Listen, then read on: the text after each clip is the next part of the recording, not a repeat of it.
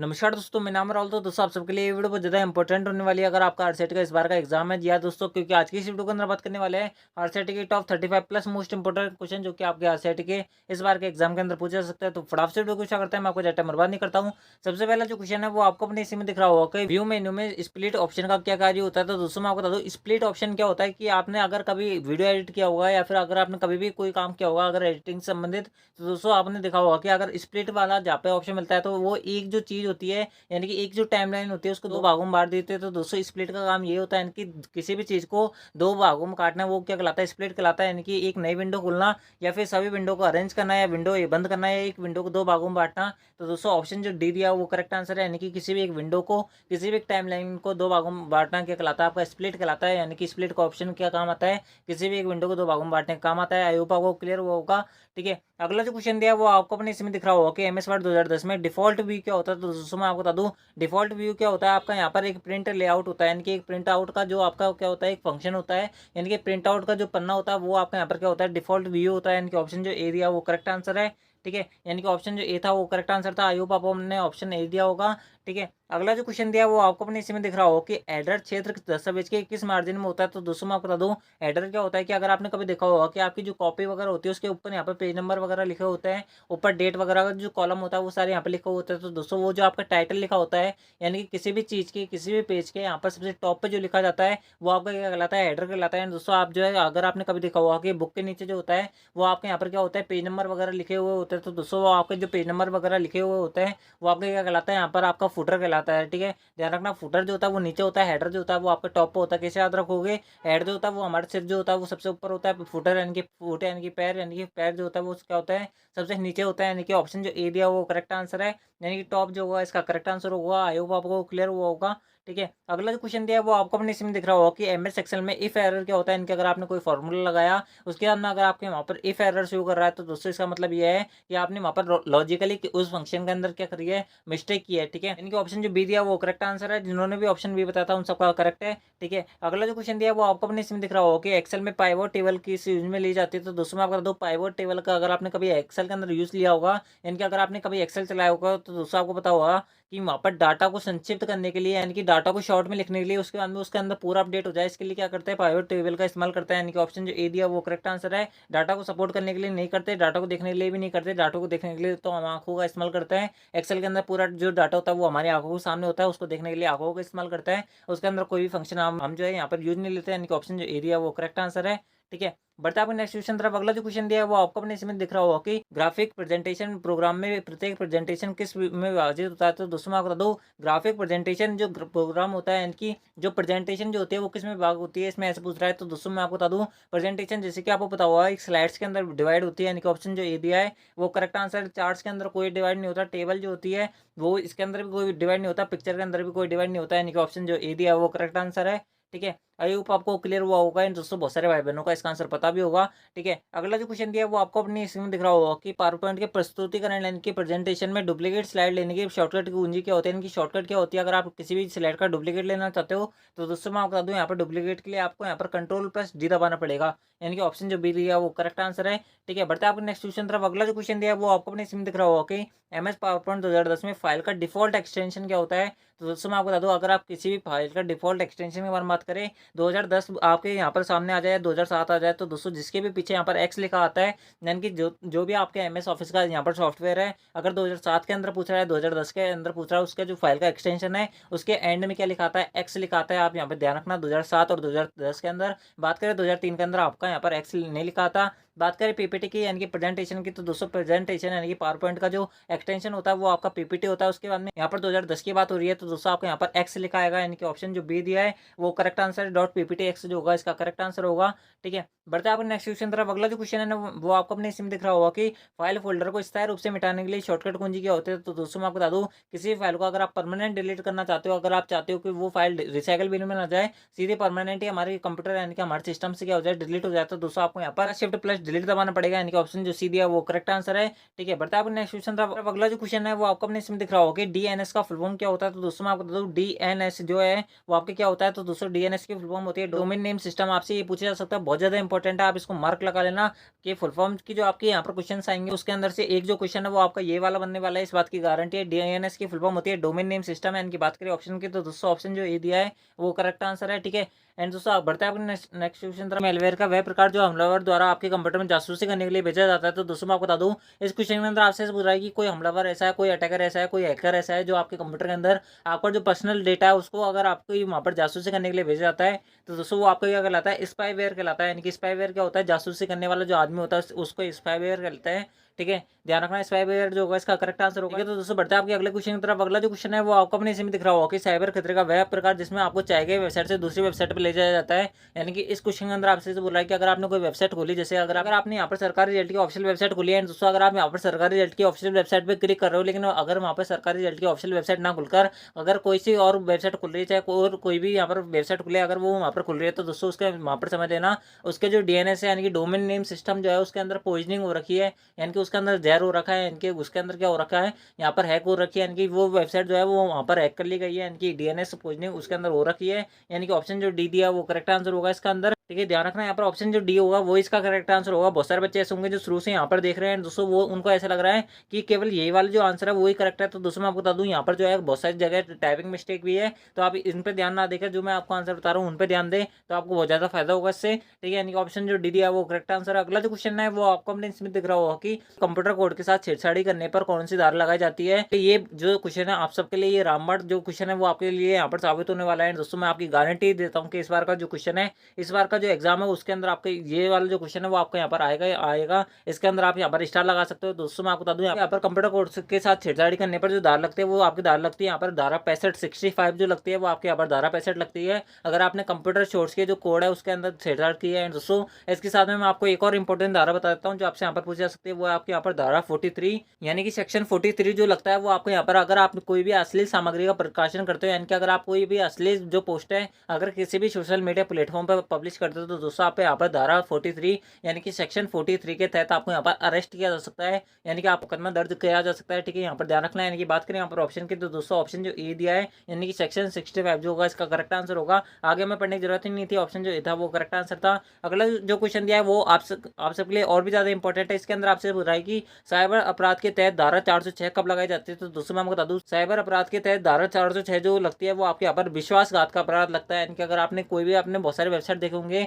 बहुत सारे फ्रॉड देखे होंगे जिसके अंदर आपको यहाँ पर बोला जाता है कि हम आपको 25,000 रुपये पर मंथ की सैलरी के हिसाब से हम आपको क्या करेंगे, पे करेंगे एंड दोस्तों आपको यहाँ पर जॉब देंगे। तो दोस्तों मैं आपको बता दूं उसके अंदर आपसे ऐसे बोला जाता है कि आपको यहाँ पर सबसे पहले सिक्योरिटी के तौर पर यहाँ पर आपको 10,000 रुपये जमा कराने पड़ेंगे। तो दोस्तों आपको यहाँ पर जो 10,000 रुपये आपसे यहाँ पर क्या होता है कि बहुत बार ले लिया जाता है, उसके अंदर आपको यहाँ पर जॉब भी नहीं मिलती और आपके यहाँ पर 10,000 रुपये भी यहाँ पर चले जाते हैं। तो दोस्तों इस प्रकार से आपके यहाँ पर विश्वासघात का अपराध लिया जाता है, यानी कि विश्वासघात का अपराध के तहत यहाँ पर धारा लगाई जाती है। धारा 406 आपके यहाँ पर इसके अंदर लगाई जाएगी, यानी कि ऑप्शन जो ए दिया वो करेक्ट आंसर है। दोस्तों आप इन सबसे बच के रहना। अभी जो वर्तमान में ये बहुत ज़्यादा चल रहा है ट्रेंडिंग में कि बहुत सारे जो फ्रॉड मेल से आपके पास यहाँ पर आएंगे, बहुत सारे आपको यहाँ पर जांच दिए जाते हैं। ठीक है, अगला जो क्वेश्चन दिया है वो आप सबके लिए और भी ज्यादा इंपॉर्टेंट है। इसके अंदर पूछ रहा है कि सूचना सुरक्षा प्रबंधन प्रणाली के तहत निम्नलिखित में से कौन सा एक आईएसओ मानक है। तो दोस्तों मैं आपको बता दूं इसका जो करेक्ट आंसर होगा वो होगा आपका यहाँ पर आईएसओ 27001 यानी कि 27001 जो होगा इसका करेक्ट आंसर होगा। ठीक है, ध्यान रखना ऑप्शन जो डी है वो करेक्ट आंसर है। आपको ये जो क्वेश्चन है वो आपको यहाँ पर डायरेक्ट ध्यान रखने पड़ेंगे, इसका कोई इलाज नहीं है, इसका कोई रामबाण तरीका नहीं है। ठीक है, अगला जो क्वेश्चन दिया है वो आपको अपने इसमें दिख रहा होगा कि विंडोज 10 में कौन सा एक यूजर अकाउंट होता है। तो दोस्तों मैं आपको बता दूं विंडोज 10 में आपके यहाँ पर 2 यूजर अकाउंट होता है, एक होता है स्टैंडर्ड, एक होता है एडमिनिस्ट्रेटर का। तो दोस्तों ऑप्शन जो सी दिया वो करेक्ट आंसर है। ठीक है, आप इसको ध्यान रखना। सीधे यहाँ पर हिंदी में बात करें तो स्टैंडर्ड एंड प्रशासक जो होगा इसका करेक्ट आंसर होगा, यानी कि ऑप्शन जो ए एंड बी दोनों ही करेक्ट थे। ठीक है, अगला जो क्वेश्चन दिया है वो आपको अपने इसमें दिख रहा होगा एलसीडी प्रोजेक्टर को कंप्यूटर से जोड़ने के लिए निम्न में से कौन से केबल का इस्तेमाल किया जाता है। तो दोस्तों मैं आपको बता दूं अगर आप अपने प्रोजेक्टर को अपने कंप्यूटर से कनेक्ट करना चाहते हो तो दोस्तों आपको यहाँ पर 2 केबल की आवश्यकता पड़ेगी, एक पड़ेगी एचडीएमआई केबल के और एक पड़ेगी बीजीआई केबल की। तो दोस्तों मैं आपको दोनों की फुल फॉर्म बता देता हूँ, यहाँ पर आपसे दोनों की फुल फॉर्म पूछी जा सकती है। एचडीएमआई के बारे में बात करें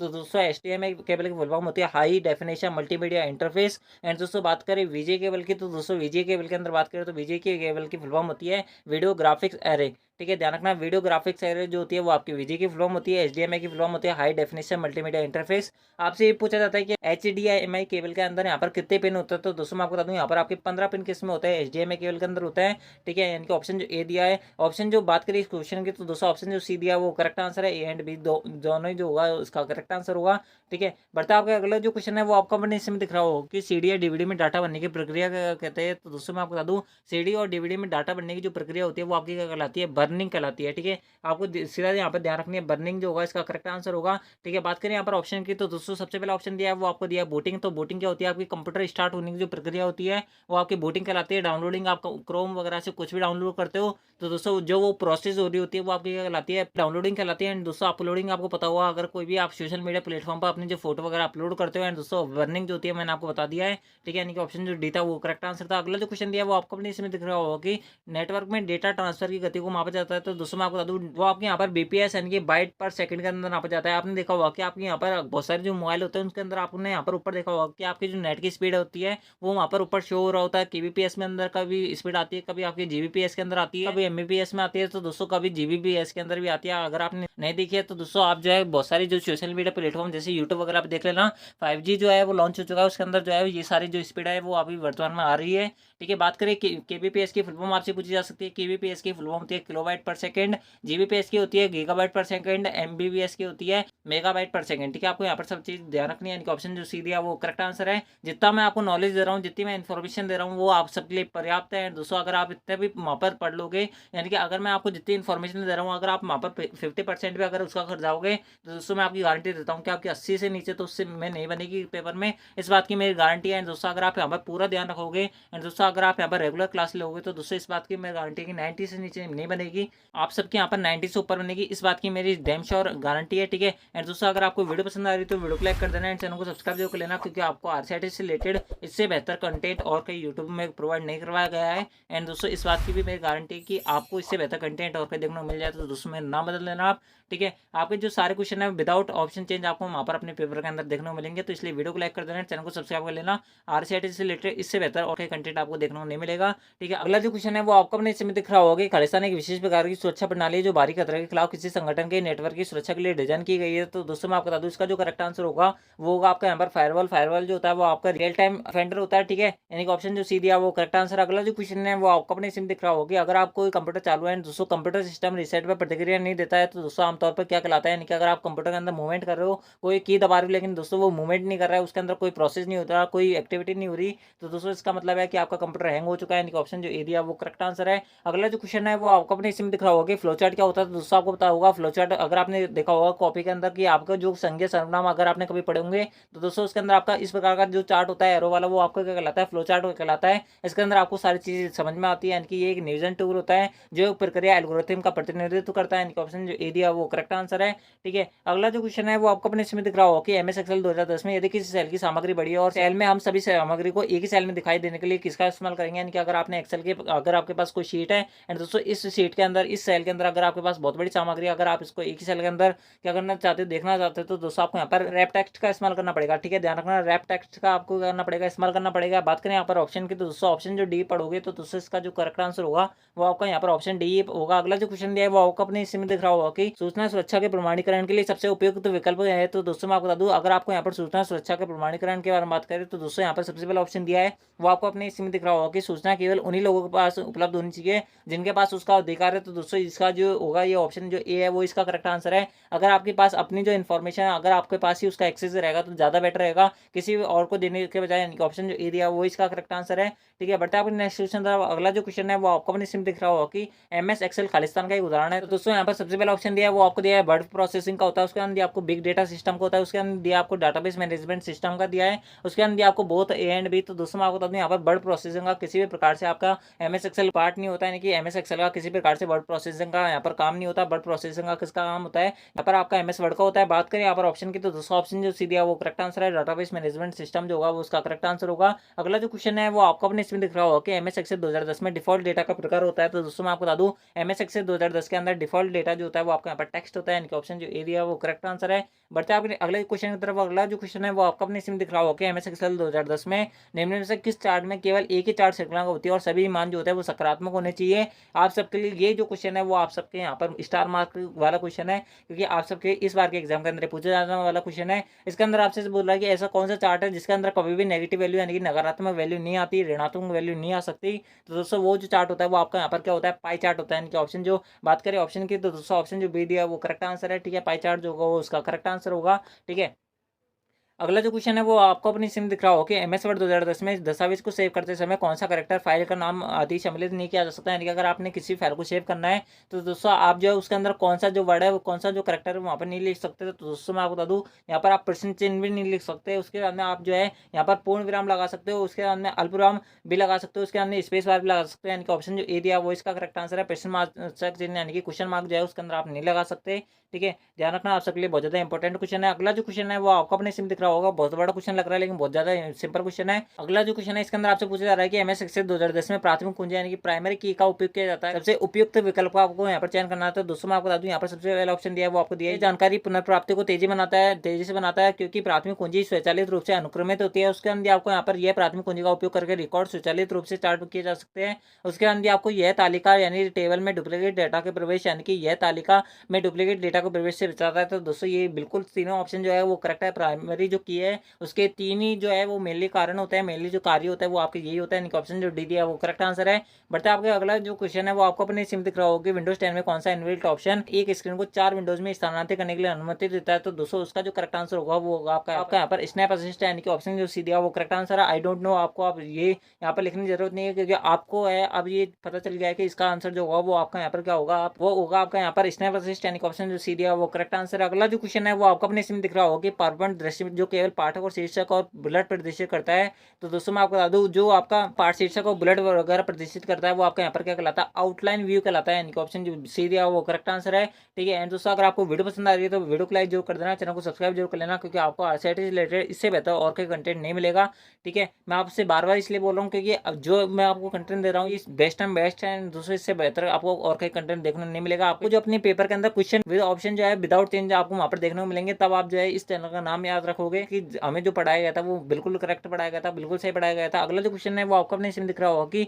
एमएस एक्सेल में पंक्तियों और स्तंभों का प्रतिच्छेदन क्या कहलाता है। यानी कि इसके अंदर आपसे बोल रहा है कि जहाँ पर एमएस एक्सेल के अंदर जो रो होती है और जो कॉलम होते हैं जहाँ पर इंटरसेक्ट करता है, तो दोस्तों ये जो डब्बा बनता है ये डब्बा क्या कहलाता है, ये बॉक्स जो होता है वो आपका यहाँ पर सेल कहलाता है, ठीक है। ध्यान रखना। और ग्रिड लाइन क्या होती है, जो आपकी जो लाइन्स होती है, जो आपकी लाइन्स होते हैं रो और कॉलम्स की जो लाइन होती है वो आपकी कहलाती है ग्रिड लाइन्स कहलाती है। बात करें यहाँ पर ऑप्शन की, तो दोस्तों ऑप्शन जो बी दिया है वो करेक्ट आंसर है, ठीक है। फिल्टर आपको पता होगा किसी भी चीज को छानने के लिए काम आता है, जो कि आपके यहाँ पर एमएस एक्सेल के अंदर किसी भी सेल के अंदर से किसी भी यहाँ पर एक स्पेसिफिक डेटा को यहाँ पर सर्च करने के लिए काम आता है, ठीक है। अगला जो क्वेश्चन है वो आपको अपने सिम दिख रहा होगा कि ऑप्टिकल डिवाइस का उदाहरण है। तो दोस्तों मैं आपको बता दूं, ऑप्टिकल डिस्क जो होती है वो आपके यहाँ पर हार्ड डिस्क होती है, प्रिंटर होता है, रैम होता है, सीडीआर होता है। तो दोस्तों ऑप्शन जो ए दिया वो इसका करेक्ट आंसर है। बात करें प्रिंटर जो होता है वो आपका आउटपुट डिवाइस होता है, रैम जो होती है वो आपके रैंडम एक्सेस मेमोरी इसकी फुल फॉर्म होती है, सीडीआर जो होती है इसकी फुल फॉर्म होती है कॉम्पैक्ट डिस्क रीडेबल। आप सबके लिए बहुत ज्यादा इंपॉर्टेंट है, इसलिए मैं सारी जो चीज़ है वो आपको यहाँ पर बता दी है। इनके ऑप्शन जो ए दिया वो करेक्ट आंसर है, ठीक है। अगला जो क्वेश्चन दिया है वो आपको अपने इसमें दिख रहा होगा कि एमएस वर्ड 2010 में पृष्ठ संख्या शब्द गणना दस्तावेज की भाषा को प्रदर्शित करता है। तो दोस्तों मैं आपको बता दूं, एमएस वर्ड 2010 के अंदर आपके नीचे एक पट्टी सी होती है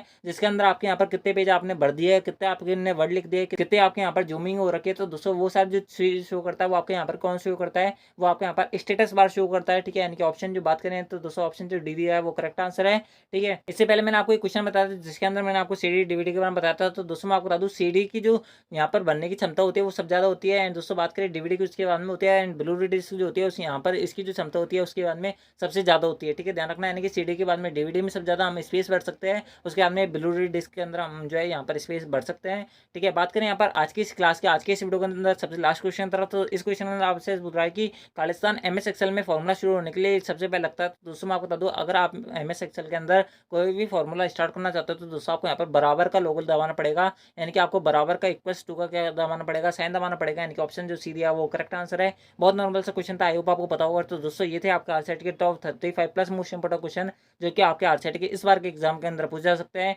तो दोस्तों आज की इस वीडियो के अंदर बचना है। एंड दोस्तों अगर आपने वीडियो को अब तक लाइक नहीं किया तो वीडियो को लाइक कर देना, चैनल को सब्सक्राइब कर लेना ऐसी आरसीईटी से रिलेटेड वीडियोस के लिए। तो दोस्तों मिलता है आपके नेक्स्ट आरसीईटी वीडियो के अंदर। जब तक ले जय हिंद, जय भारत, जय हिंदुस्तान। एंड दोस्तों आपके कितने क्वेश्चन सही हुए वो आप हम कमेंट में बताना मत भूलना, ठीक है। तो दोस्तों आज की इस वीडियो के अंदर बचना है, मिलता है आपके नेक्स्ट वीडियो के अंदर किसी नए टॉपिक के साथ में। जब तक ले जय हिंद, जय भारत, जय Hindustan. Thanks for watching, thank you.